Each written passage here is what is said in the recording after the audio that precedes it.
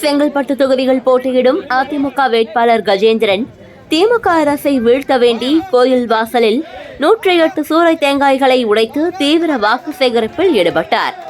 தமிழக தேர்தல் களம் உச்சக்கட்டத்தை எட்டியுள்ள நிலையில் செங்கல்பட்டு சட்டமன்ற தொகுதியின் அதிமுக வேட்பாளர் கஜா என்கிற கஜேந்திரன் இன்று தனது தேர்தல் களப்பணியில் விஸ்வரூபம் எடுத்தார்.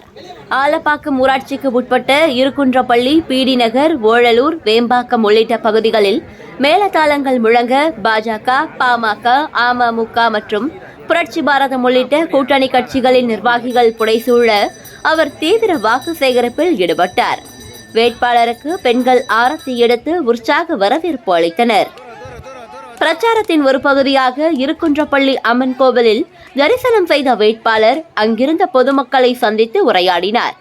அப்போது கோயில் வாசலில் திடீரென திமுக ஒழிக, திமுக ஒழிக என ஆக்ரோஷமாக கோஷமிட்ட கஜேந்திரன் தனது வேண்டுதலை நிறைவேற்றும் விதமாக அரசியல் எதிரிகளை வீழ்த்தும் குறியீடாகவும் 108 சூர தேங்காய்களை சிதற உடைத்தார். இந்த சம்பவம் அப்பகுதியில் பெரும் பரபரப்பை ஏற்படுத்திய நிலையில் அதிமுகவின் இந்த பிரச்சாரம் அரசியல் வட்டாரத்தில் பேசுபொருளாகியுள்ளது. களத்தில் நிலவும் ஆளுங்கட்சி எதிர்ப்பு அலையை தங்களுக்கு சாதகமாக மாற்றிக்கொள்ளும் நோக்கில் இந்த வியூகம் அமைக்கப்பட்டதாக உடன்பிறப்புகள் தரப்பில் கூறப்படுகிறது. இது தொடர்பாக தொடர்ந்து பேசிய அவர், தமக்கு ஒரு வாய்ப்பு வழங்கினால் தொகுதியின் தலையெழுத்தையே மாற்றி எழுதுவேன் என்று உறுதியளித்தார். என்னை சட்டமன்ற உறுப்பினராக தேர்ந்தெடுத்தால் நீண்ட காலமாக நிலுவையில் உள்ள இலவச வீட்டுமனை பட்டாக்கள் உடனடியாக வழங்கப்படும்.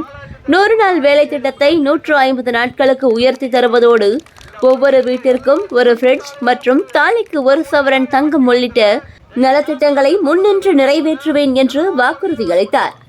இரட்டை இலை சின்னத்திற்கு வாக்களித்து தன்னை அமோக வெற்றி பெற செய்யுமாறு அங்கிருந்த பொதுமக்களிடம் வேண்டுகோள் விடுத்தார்.